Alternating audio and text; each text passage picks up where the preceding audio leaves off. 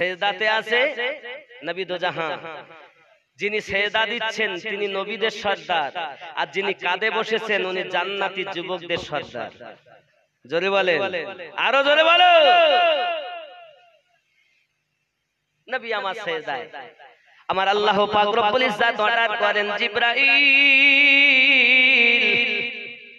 জান আমার হাবিবকে জানিয়ে দেন সেজদা থেকে যেন মাথা না তোলে, কারণ আমার নবী বলেছেন, আল্লাহ এরা আমার আহলে বায়াত, আমি এদেরকে ভালোবাসি, তুমিও এদেরকে ভালোবাসো, আমার হাবিব যাতে রাজি আমি আল্লাহ তাতে রাজি। আয় আমার জিবরাইল হাবিব জান আমার হাবিবকে বলে দেন যেন আমার হাবিব সেজদা থেকে মাথা না উঠাই, আমার হাবিব যেন সেজদা থেকে মাথা না উঠাই।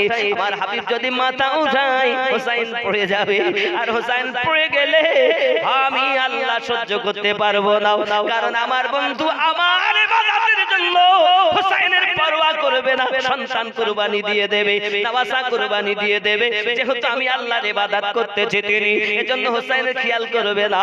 আমি আপনাকে পাঠিয়ে দিলাম জিবরাইল আমার দোস্তকে বলে দিন যেন মাথা না তোলে, হোসাইন পড়ে গেলে আমি আল্লাহ সইতে পারবো না, কারণ আমার হাবিব বলেছেন আমি এদেরকে ভালোবাসি, এরা আমার আহলে বায়াত, আমার নবী যাদের ভালোবাসে আমি আল্লাহ তাদের ভালোবাসি, আমার হাবিব যাতে রাজি আমি আল্লাহ তাতে রাজি।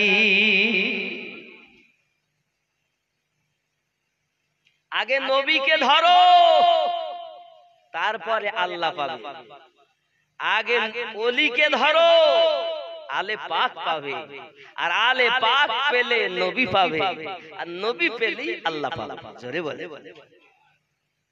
আমার কথা কি বুঝেন? মিল্লাত ইসলামিয়া আমার নবী সাল্লাল্লাহু আলাইহি ওয়াসাল্লাম সেজদা থাকলেন, বাবাজি আমার 10 বার সুবহানা রাব্বিয়াল আলা তাসবিহ পড়া হয়ে গেল, 20 বার হয়ে গেল, 30 বার হয়ে গেল, 40 বার হয়ে গেল, 50 বার হয়ে গেল, 60 বার হয়ে গেল, মাথা তুলছেন না নবী, হোসেন পাক কাঁধে বসে আছেন, সুবহানা রাব্বিয়াল আলা। আমাদের মধ্যে বাবারে কি স্পিরিট রে বাপ, নামাজ পড়তে নামাজ পড়ে মসজিদে, মন আছে কচুরবানে, মন আছে বিবির কাছে, বাচ্চার কাছে, ব্যবসা বাণিজ্যতে, এ নামাজ নয়। নামাজ আমার নবী আদায় করেন কেমন, আল্লাহকে দেখে। আর আমরা নামাজ পড়ি, রাসূল আমার তাফসীর করে বললেন, ব্যাখ্যা করে হাদিস শরীফে বললেন, যদি আল্লাহকে না দেখতে পাও এমন করো আল্লাহ পাক তোমাদেরকে দেখছেন, এই ভয়টুকু রেখে আল্লাহর ইবাদত করবে। তবে আমরা নামাজ যখন পড়ি তখন আমাদের মন থাকে বাচ্চার কাছে, ব্যবসায়, খেতে তেন সাথ দেওয়া হয়নি, মোটে পানি হচ্ছে না, পাটগুলো কেটে থুই আইছি, কি যে হবে তা ঠিক নেই। আলহামদুলিল্লাহ রাব্বিল আলামিন আর রহমানির মালিক, পাতা ফেলে আইছি পানি হচ্ছে না, আল্লাহ কি হবে তা ঠিক। নামাজ পড়তে বলতো ও পাতার চিন্তা করছে, ব্যবসার চিন্তা করছে, বিবির চিন্তা করছে, বাচ্চার চিন্তা করছে, দুনিয়ার চিন্তা করছে। নামাজ না বাবা, নামাজ পড়তে গিয়ে করে কি করে না নামাজ। বাবা আমার নবী পাক সাল্লাল্লাহু আলাইহি সাল্লাম হুসাইন পাক কাঁধে বসে আছেন, নবী আমার এমনি করে 60 বার পড়ে নিলেন সুবহান রাব্বিয়াল আলা। বাবা আমার 70 বার পড়ে নিলেন সুবহান রাব্বিয়াল আলা। নবী যখন সুবহান রাব্বিয়াল আলা পড়তেছেন তখন আমার নবীর খেয়াল হুসাইনের দিকে। যত সময় নামবে না আমি নবী মাথা তুলতে পারবো না, কারণ মাথা তুলতে নিষেধ করেছেন খোদ রব্বানা। ঠিক ঠিক না? আমার নবীকে চেনো, নবীকে বোঝো, নবীর আলে পাককে বোঝো, ইসলামটাকে ভালোভাবে বোঝো বাবা। আজ আমরা পৃথিবীর জমিনে ইসলামটাকে বিক্রি করে ফেলেছি বাবারে। সোনামানিকেরা আমার, দরুদি নবী সাল্লাল্লাহু আলাইহি ওয়াসাল্লাম এমনি করে আপনার কিনা সিজদার মধ্যে সুবহান রাব্বিয়াল আলা 71 বার বললেন। 72 বার যখন আমার নবী বলে ফেললেন, সঙ্গে সঙ্গে ইমাম পাক সার মোবারক থেকে নেমে গিয়েছেন, যেই না মাথা মোবারক থেকে নবী পাকের কাঁধ মোবারকা থেকে হুসাইন পাক নিচে নেমেছেন সঙ্গে সঙ্গে সঙ্গে সঙ্গে আমার রাসূল অবশিষ্ট নামাজগুলো সমাপ্ত করে নিয়েছেন আরো জোরে বলুন সুবহানাল্লাহ বোঝা গেল রাহমাতাল লিল আলামিনের নামাজ হয় হুসাইন পাকের খেয়ালে যত সময় হুসাইন নামবে না আমি নবী মাথা তুলতে পারবো না অর্ডার দিলেন রব্বানা 72 বারে যখন হুসাইন নামলেন তো নবী আমার 73 বার তাসবিহ পড়লেন তার মানে নবী পাকের খেয়াল হুসাইন নামবে তাই আমি তাসবিহ বন্ধ করব আরে নবীর নামাজ আমাদের মতো নয় আমরা দুনিয়ার কোন মানুষ রাসূলের সমকক্ষ নয় যারা নবীর মতো নিজেদেরকে বলে তারা বাবা নবী প্রেমিক নয় তারা হলো নবীর দুশমন ঠিক নেই রাগ করেন গজলে তো বলাই গজলে মোটে বলতে চাই না তাও বলবো না দুই একটা আপনি না ছাড়লেও কিছু করার নেই আপনি মনে করেন পাইছি আর পাবো আর আমি দেখছি কখন আমি পাইছি বাপজি আমার যাই হোক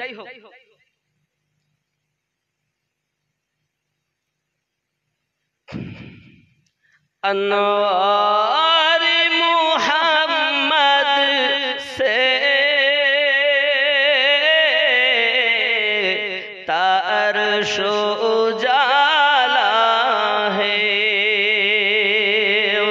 अनवार मोहम्मद से तारश उजाला है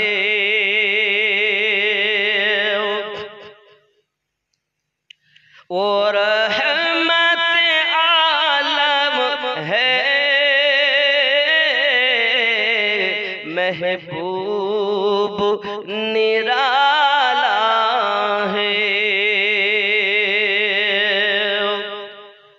हर सू है फला महकी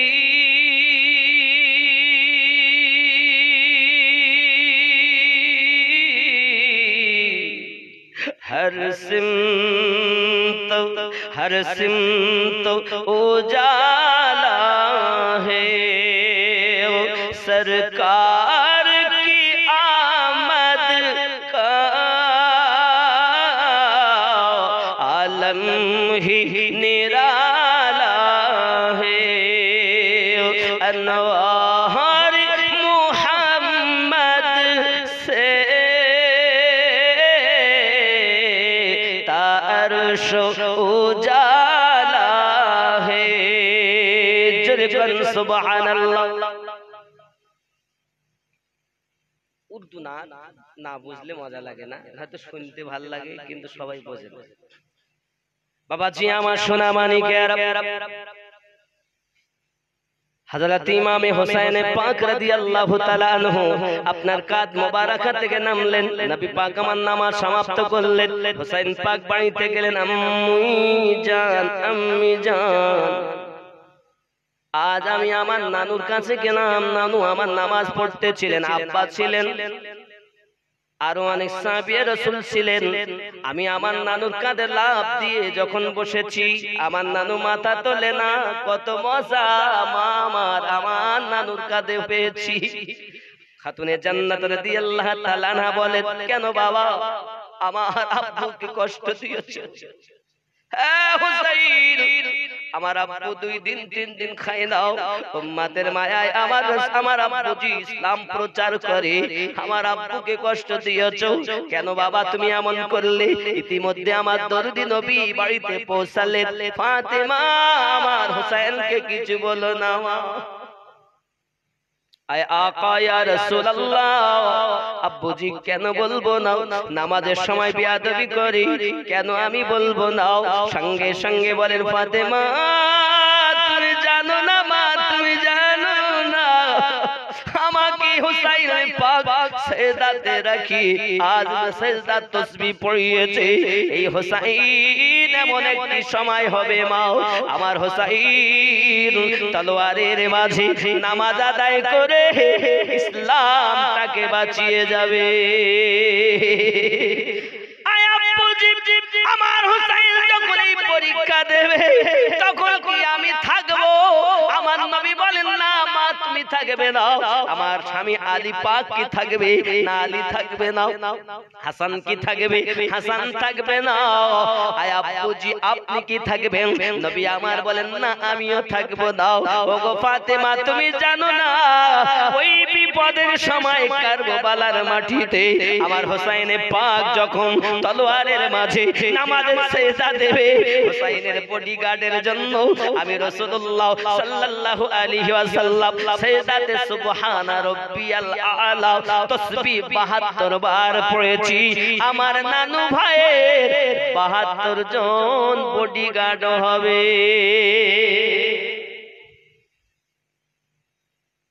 কি গো ইমাম হুসাইন পাক রাদিয়াল্লাহু তাআলা আনহু কারবালার মাটিতে এমনি করে আপনার কিনা পৌঁছিয়েছেন কখনো আপনার কিনা আলী আকবর ইমাম কাসিম আউন মুহাম্মদ এমনি করে আলী আসগর 6 মাসের বাচ্চা তাকে পর্যন্ত শহীদ করে দিলেন আব্বাসি আমার শেষমেশ ইমাম হুসাইন পাক রাদিয়াল্লাহু তাআলা আনহু আপনার কিনা নিজে রেডি হবেন বলে নিজের বিবি শাহরবানুকে বলছেন ইরানের শাহজাদি আমি হোসাইন তোমার হক আদায় করতে পারিনি গো বিবি আজ এই ময়দানে তুমি তোমার দুনিয়ায় সবথেকে বড় কামাইকে রেখে গেলে 6 মাসের বাচ্চাকে তুমি কুরবানি দিলে ধৈর্য ধরে থাকলে আলী আকবরকে কুরবানি দিলে সবর ইখতিয়ার করলে ওগো মা খালা শুনে নেন রাতের বেলা আপনারা বড় কষ্ট করে জালসা দিয়েছেন আমি আপনাদের জন্য কারবালার ঘটনা বলতেছি মা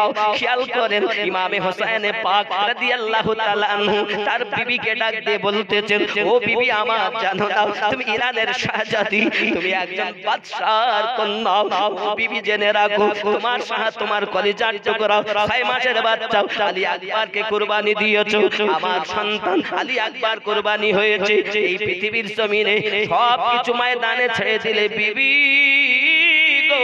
বিবি গো ও বিবি আমার জেনে রাখো আমি হোসেন পাক রাদিয়াল্লাহু তাআলা আনহু তোমার হক হয়তো আদায় করতে পারিনি আর হয়তো আমার সঙ্গে দেখা হবে না বিবি কিন্তু তোমাদের ধৈর্য তোমার সবর কাল থেকে কিন্তু শুরু হবে বিবি ধৈর্যখানা যেন হয়ে যেও না আয় আমার বিবি যখন তুমি এই ময়দানে এত ধৈর্য ধারণ করেছো সব কুরবানি দিয়েছো বিবি রে আমার আমি তোমায় আমি বলি বিবি ধৈর্য সবর ইখতিয়ার করবে যেন ধৈর্য খারাপ হয়ে যাবে না আর মদিনায় যখন যাবে সালাম দিয়ে কারবালার সমস্ত ঘটনা আমার নানু জানকে শুনিয়ে দেবে ও বিবি জান হে বাবাজি আমার বিবিকে ছেড়ে চলে আসলাম জাইনাবের কাছে ওগো জাইনাব বোন আমার তুমি এমন বোন হয়েছে দুনিয়ায় পৃথিবীর প্রত্যেক দুনিয়াতে প্রত্যেক জামানায় প্রত্যেকের ঘরে বোন জন্ম নেবে কিন্তু তোমার মতো বোন আর দুনিয়ায় দ্বিতীয় পাওয়া যাবে না হে জাইনাব পৃথিবীর জমিনে এই ময়দানে এসে তুমি তোমার ছোট্ট দুটি বালক আউন আর মুহাম্মদকে তুমি কুরবানি দিয়ে দিয়েছো এর জন্য তো গজলে বলা হয়েছে বিবি জাইনাব আরজ করে ইমাম হোসেনের তরে মুসিবতে সাদকা দিলে আল্লাহ পাক রহম করে আউন মুহাম্মদ করছে ফরিয়াদ হবে তারা কুরবানি ও ফাতেমা জননী হযরতে যায়েনাব তার দুটি সন্তান দুনিয়ার কামাই দুই বেটাকে হুসাইন পাকের সাদকা করে দিলেন কারণ সাদকা করলে আর সাদাকাতু রাদ্দুল বালা বালা মুসিবত দূর হয় সাদকা করলে আয় আমার যায়েনাব পৃথিবীর জমিনে তুমি কোন হাওয়ার হক আদায় করে দিয়েছো আমি হুসাইন তোমার প্রতিতে সওয়াব, তোমার দুটি বাচ্চাকে কুরবানি দিয়ে দিয়েছো, সাদকা করে দিয়েছো।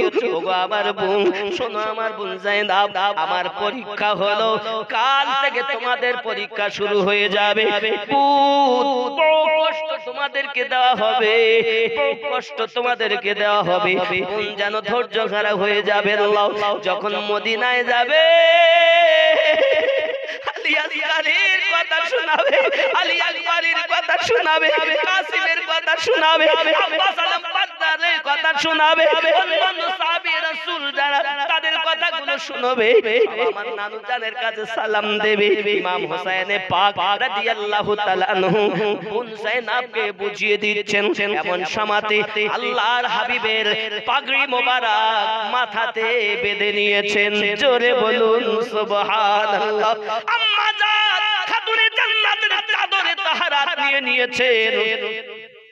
আব্বা জান আলী রাদিয়াল্লাহু তাআলা আনহুর জুলফিকার কে হাতে নিয়েছেন আর বলতে চাচ্ছেন সীমার দিকে তাকিয়ে, আখিরি সালাম লহো ও হে নানা জান, তোমারি হোসেন যায় কারবালা ময়দান, কারবালা ময়দানে গি গলা দিবি কাটাইয়া, আর না আসিবে ফিরে ও হে নানা জান, আখিরি সালাম লাও ও হে নানা জান, তোমারি হোসেন যায় কারবালা ময়দান। আল্লাহুম্মা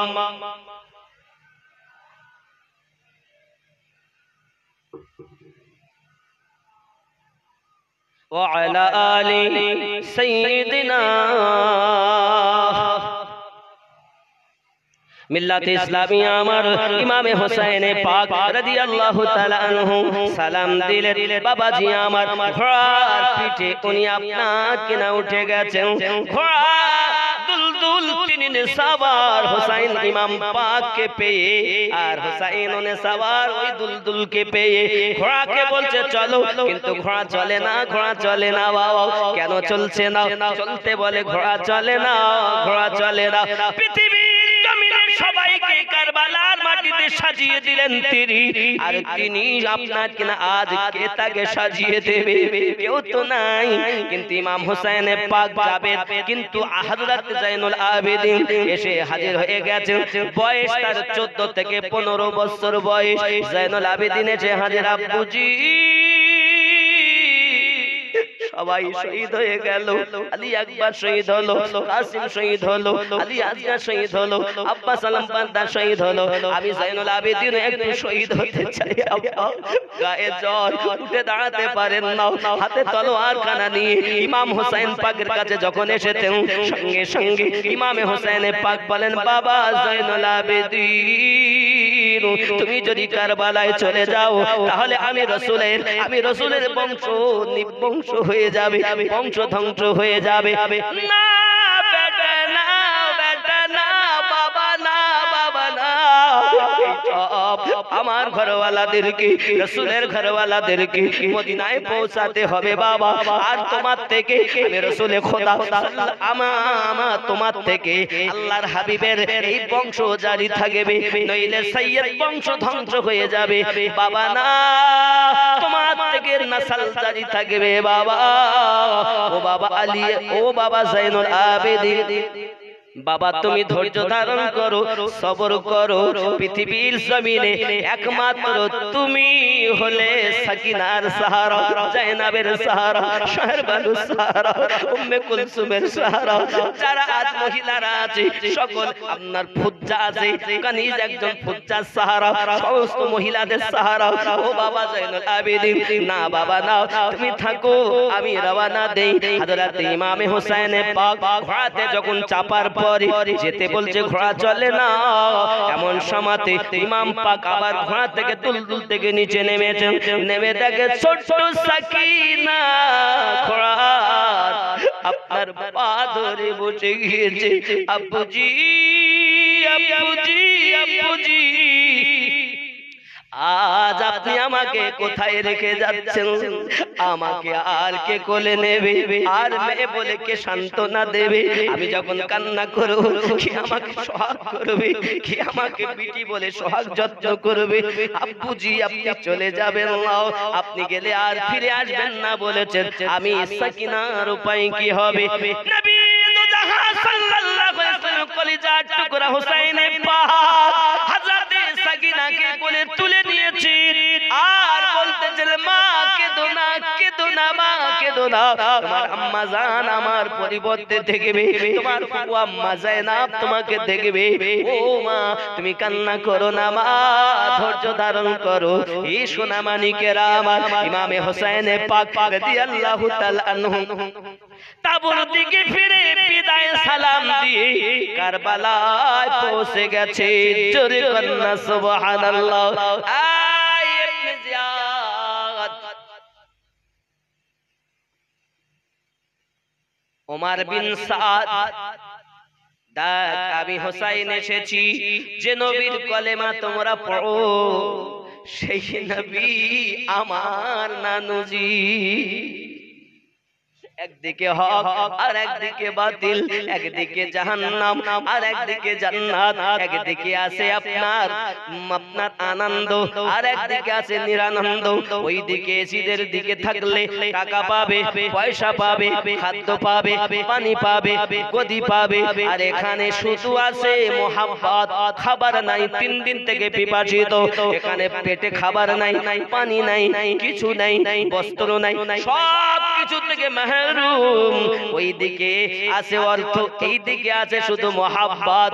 আমি বলতে চাই, সকলকে উপদেশ দিতে চাই, দেখো চাইয়া দেখো, এখনো সুযোগ দিলাম আপনাদের। আমার বেটা কুরবানি দিয়ে হয়েছে তো কি হয়েছে, আলী আসগার শহীদ হয়েছে তো কি হয়েছে, আলী আকবর শহীদ হয়েছে তো কি হয়েছে, আমার আব্বাস আলম বাদশা শহীদ হয়েছে তো কি হয়েছে, কাসিম শহীদ হয়েছে তো কি হয়েছে। আমি সব ভুলে যাব যদি আপনারা কলেমা পড়ে ঈমান নিয়ে আসেন। একবার এজিদ বায়াত ত্যাগ করে এই হক বায়াতটা যদি একবার কবুল করে নেন, আমি হোসাইন ওয়াদা দিচ্ছি কাল হাসরের ময়দানে আমার নানুর কাছ থেকে আপনাদের হাউজে কাউসার পান করিয়ে দেব। সব ভুলে যাব আমি, সব বিষয় আমি ভুলে সব কিছু মাফ করে দেব। 6 মাসের বাচ্চা জবাই করেছি তো কি হয়েছে? অনেক কথা বাপ, আমি মাসুমদের কথা তো বলতে গেলাম না, আলী আকবরের কথা তো বললাম না, কাসিমের কথা তো বললাম না। আব্বা আমার সব ভুলে যাব শুধু তোমরা যদি ফিরে আসো। আব্বাজি আমার সোনা মানিকের সবাই কথা শুনি। আব্বা আমার এমন সময়তে অনেকক্ষণ হয়ে গেল, বাবা আমার এমন সময় দেখা গেল আনাস বিন সানাম দূর থেকে একটা তলোয়ার আপনার তীর মেরেছে, আর ওই তীরটা আপনার কিনা কপালে ফাঁস দিয়ে আপনার দিদি করে চলে যায়। সোনা মানিক ওরা তো কেউ সহ্য করে না বাবা। ইবনে সাদ শুধু নয়, বাবাজি আমার যত এজিদের সেনা ছিল সবাই তো রক্তের পিপাসিত। ইমামে হোসেন পাক রাদিয়াল্লাহু তাআলা আনহু দেখলেন এরা তো হলো জাহান্নামের কুত্তা, এদের কাছে হক কথা আসবে না, এরা হক কথাকে মেনে নেবে না।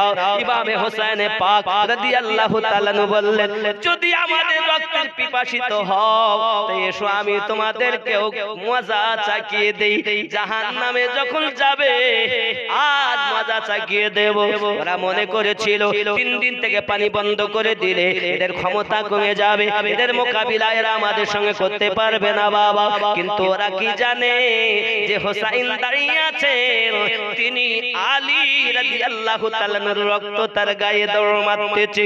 যে আলী টাইগার আল্লাহর শের বলা হয়, যার উপাধি হলো কারামাল্লাহু ওয়াজহুল কারীম, যাকে বলা হয় হযরত আলী এমন বীর পালোহান পৃথিবীর জমিনে আলী যদি না হতো ইসলাম প্রচার করা বড় মুশকিল হয়ে যেত। অনেক কথা বাবা। হযরত ইমামে হোসেন রাদিয়াল্লাহু তাআলা এর মোকাবিলার জন্য কি আর আসবে? এমন সময় চলে এসেছে আনাস বিন সানান। বলছি 3 দিন থেকে খেতে দেই না, পান করে না, কিছু না, এমনি তো জর্জরিত হয়ে আছে। এখন যেই গিয়েছে ও তো তীর চালিয়েছিল আগে, ইমাম হুসাইনের এমন একটি তীর চালিয়েছে, এক তীরে এক পল্লবের খোঁচায় তার সিনা ভেদ করে বাইরে চলে গেছে, এক আঘাতেই নিচে পড়ে গেছে। জোরে বলে এই বীর যার হাতে আছে জুলফিকারে হায়দারে কাররার। অনেক কথা বাবা, সারমর্ম এ দেখলো রে চাচা তো ভাই ছুটে এসেছে, কি সেও এক এতে শেষ। প্রথম তলোয়ার চালায়, ঢালে রুখে নেয়, ইনি যখন আঘাত করে এক আঘাতে শেষ, 8 জনকে শেষ করেছে। মিল্লাত ইসলামিয়া আমার আবার ইমামে হোসেন পাক রাদিয়াল্লাহু তাআলা বলেন এখনো সময় আছে। দেখো আব্বাজি আমার কারো বাপ মারা যায়, কারো ভাই মারা যায়, এমনি করে পৃথিবী জমিনে বিভিন্ন রকমের অত্যাচার কারবালার মাটিতে হয়। যেদিকে তাকাই যেন বাবা আমার সেদিকে পরিষ্কার করতে করতে যায়, মনে হয় যেন হযরত ইমাম হোসেন পাকের হাতে যে জুলফিকার রয়েছে ওই জুলফিকারে যেন আকাশের সমস্ত বিজলি এসে থেমে গিয়েছে, আকাশের যেন তারকাগুলো তারেতে উঠতেছে আর দুই দিক থেকে কাটতেছে। আব্বা আমার গাজর মূলো যেমন কচকচ কচকচ করে কাটে, আব্বা আমার অনেক সময় দেখবেন শশা কুচায় যখন টেনে যান দেখবেন শশা কুচাচ্ছে একদম খাস খাস খাস করে। ইমাম পাক কারবালার মাটিতে ঠিক এরকম যেদিকে যায় গাজর মূলোর মতো কুচাতে কুচাতে চলে যাচ্ছে। জাহান্নামের কুত্তা আস্তদেরকে জাহান্নামে পাঠিয়ে ছাড়ো। বাপজি দরিয়ায় ফেরাতে হুসাইন পাক পৌঁছে গেছেন, সুবহানাল্লাহ। সাদ বলেছে, ওমর সাদ বলে তোর নসিবে দরিয়ায় ফেরাতে পানি নাই। হুসাইন বলেন এ মত ভুল, এটা তুই ভুলে যাস না, আমার নানু কাউসারের মালিক।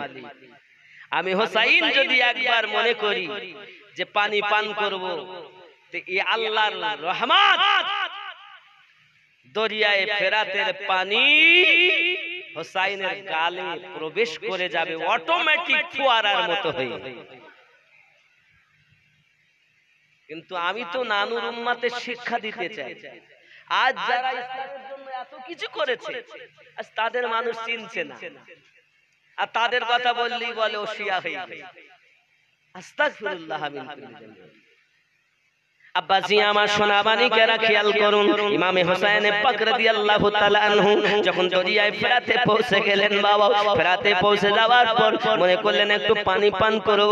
এমন সময়তে যেন আপনার কিনা কার চেহারা দেখলেন, পানি পান করলেন না। অবলা দুলদুলটার লাগাম ঢিলা দিলেন, অবলা দুলদুল তুই পানি পান কর। অবলা দুলদুলটা পানি পান করা তো দূরের কথা, অবলা দুলদুলটা এমন সব মুখ ফিরিয়ে জবানে হাল দিয়ে বলতে চায়, ইমাম পিপাসা যার থাকে তার সিপাহী পিপাসা মিটাতে পারে না। হে বাবাজি আমার, অবলা দুলদুল যদি এত ভালোবাসা করে আমরা তো ওই প্রেম করতে পারিনি বাবা। যাই হোক না কেন এমন সময় ময়দানের দিকে আবার এগিয়ে আসলেন বাবা। এমন বীর বিক্রমে যুদ্ধ করতেছেন, সোনামানিকা মা সবকে কাটতে চলেছেন। এমন সময় চিন্তা করলেন কারো বাপ মারা যায়, কারো বেটা মারা যায়, কারো ভাতিজা মারা যায়, কারো চাচা মারা যায়, কারো পোতা মারা যায়। এভাবে না করে আমি হুসাইন দুনিয়া থেকে এজিদিয়াতকে মিটিয়ে দেব। কি মিটাবে? এজিদিয়াতকে মিটাবেন উনি। এজিদিয়াত মিটানোর জন্য ইমামে হোসেন পাক রাদিয়াল্লাহু তাআলা আনহু আব্বা আমার উনি জখমি হয়ে গেছেন বাবা। 133 তীরের আঘাত যাতে 33টি বল্লমের খোঁচা, 33টা তলোয়ারের খোঁচা যার দেহে ইমামে হোসেন পাক রাদিয়াল্লাহু তাআলা এমনি করে পৃথিবীর জমিনে আঘাতের পর আঘাত খাচ্ছেন তিনি। হে বাবাজি আমার, যখন ইমাম পাক রাদিয়াল্লাহু তাআলা আনহু আপনার কিনা ওই কারবালার মাটিতে একটা তীর এসে কপালে লেগে গেছে বাবা, কপাল ফুটো হয়ে গেছে। যে কপালে নবী চুমো দিয়েছেন সেই কপালে নিষ্ঠুরীরা তীর মেরেছে বাবা। ও সোনা মানিকেরা, কাফেরেরা ঘিরে ঘিরে তীর মারিল ইমামের, কাফেরেরা ঘিরে ঘিরে তীর মারিল ইমামের। তিন দিন ধরে না দেয় পানি, তিন দিন ধরে না দেয় পানি, এসিদের বদ কারণ নীল আকাশ আজ লাল হইল যেন রক্তেরই বরণ। ইমাম হুসাইন শহীদ হলেন নানাজির উম্মতের কারণ। মিল্লাতে ইসলামিয়া ইমামে হোসেন পাক রাদিয়াল্লাহু তাআলা জখমি হয়ে গেছেন। এমনি সমাতে আপনার কি দেখা যায় কিনা পৃথিবীর জমিনে কারবালার মাটিতে ইমাম পাক আপনার কিনা কাবা যেন খোদনি কিবলা মুখ হয়ে গেছে। এমনি সময় দেখা গেল আপনার হুলবিল মাল চলে আসতেছে, খুলি চলে আসতেছে। এমন সমাতে আপনার আগিয়ে যেতে পারে না। হোসেন পাক যখন মুখ ফিরিয়েছেন প্রাণের ভয়ে আগিয়ে যায়। ওই কারবালার মাটিতে এমন বীর যোদ্ধা উনি যুদ্ধ করেছে বাবা, যেদিকে তাকায় সব আপনার কিনা ফেল জানে সব শেষ হয়ে যাবে এখনই। আব্বা আমার মুসলমান, কিন্তু ইমামে হোসেন পাক রাদিয়াল্লাহু তাআলা আনহুকে আপনার তবু কোনো ক্ষতি করতে পারে না, কেউ সামনে আসতে পারে না। এমন সময় সীমার বলেছে, সীমার বলল আয় হোসেন, তোমার বোন যায়নাব তোমার মায়ায় তাবু থেকে বেরিয়ে এসেছে। ইমাম হোসেন পাকের যখন এই চালাকি করেছে তারা, ধোঁকা দিয়েছে তারা, বাবা আমার হোসেন পাক যখন তাবুর দিকে তাকিয়েছে বাবা দুশমনেরা পল্লবের খোঁজা দিয়েছে, তলোয়ারের আঘাত দিয়েছে, হোসেন জমিনে পড়ে গেছে। সোনা মানিক ধোঁকা দিয়ে ইমাম পাককে শহীদ করতে চায় তারা, ধোঁকা দেয়। কিন্তু মুসলিম মুসলমান যারা নবীর পেশে যাদের ভিতরে আছে সম্মুখ দিয়ে মোকাবিলা করা কারো ক্ষমতা নাই কারবালার মাটিতে। ধোঁকা দিয়ে যখন আঘাত করেছে ইমাম হোসেন পাক দেখেন তার বুকের উপরে সীমার বসেছে। হোসেন বলেন আমি আমার নানুর জবান মোবারকায় শুনেছি আমার রক্তে একটা জাহান্নামী কুত্তা মুখ দেবে, আমার বুকে চাপবে।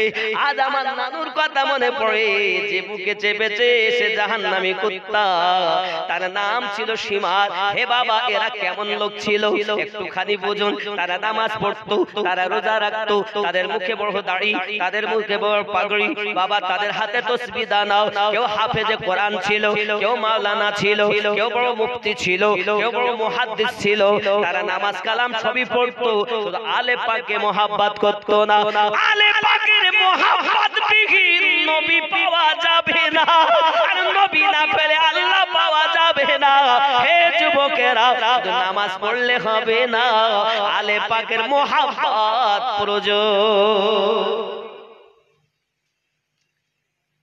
আব্বা ইমাম যখন আপনার ধোঁকা দিয়ে ইমাম পাকের বুকে যখন সীমার বসেছে, আর সীমার বসে হীরার তলোয়ার চালাচ্ছে গলা কাটার জন্য, ইমাম হোসেন বলেন সীমা রে এটা কোন সময় বলো?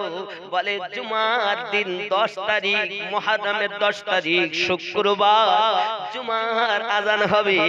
হোসেন বলেন সীমার এমন কোন তলোয়ার তৈরি হয়নি যে আমার গলা কাটে দিতে পারে। আই সীমার উঠ উঠ, তুই জানিস এই গলায় হীরা তলোয়ার চলবে না কেন জানিস?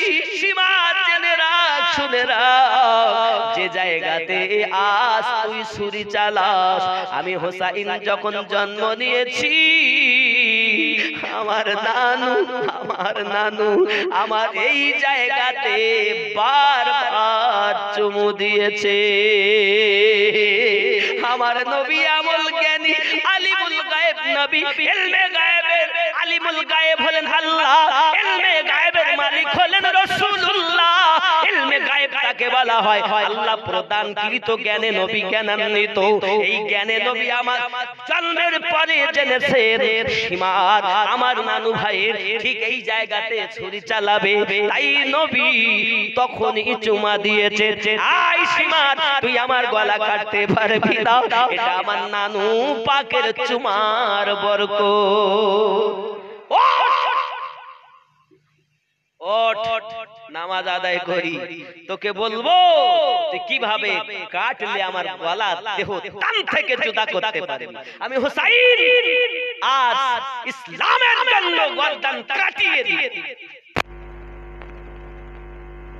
মিনা ময়দানে ইব্রাহিম খলিলুল্লাহ নিজের বেটার গলায় ছুরি চালিয়েছেন। জবিহুল্লাহ জবিহুল আকবার, তাকে মানুষ এত স্মরণ করে কেন? ইব্রাহিম খলিলুল্লাহর জবাই ইসমাইল জবিহুল্লাহ থেকে ইমাম হুসাইনের জবাই কি মার্তবায় কম ছিল না বেশি? যার জবাই ইসলামের জন্য এত বেশি, তার আলোচনা করলে শিয়া বলা হয়। যে নবীর উম্মত আমরা নয়, কিন্তু আমরা মুসলিম, এই মুসলিম জাতির পিতা ইব্রাহিম খলিলুল্লাহ। আপনি তো জানা আছে ইব্রাহিম নবীও জীবন পেতেন না যদি আমাদের নবীকে আল্লাহ সৃষ্টি না করতেন। ইব্রাহিম খলিলুল্লাহ থেকে ইমাম হুসাইন পাকের জবাই কি কম ছিল? শুনুন, মিনার মাটিতে হযরত ইব্রাহিম খলিলুল্লাহ তার বেটা ইসমাইল জবিউল্লাহর গলাতে ছুরি চালিয়েছেন, মানুষ দেখেছে। আর এদিকে তো ইমাম হুসাইন নিজের 6 মাসের ছেলে আলী আসগারের গলায় তীর ঢুকে 3টে মুগলা তীর ঢুকে বেরিয়ে গেছে। আচ্ছা বলেন, হযরত ইসমাইল জবিউল্লাহর গলায় ছুরি চালানোর থেকে 6 মাসের বাচ্চার গলায় তীর ঢুকাতে দেওয়া, এই তীর ঢুকিয়ে দেওয়া, চোখের সম্মুখে জান পার করে দেওয়া, এটা কি কম বড় ফজিলত ছিল? সেটাকেই বলতে গেলে আজ এদের হিংসা হয়। তাহলে বোঝা গেল আপনার মিনার মাটিতে ইব্রাহিম খলিলুল্লাহ যেটা করেছেন সেটা ছিল কোরআন।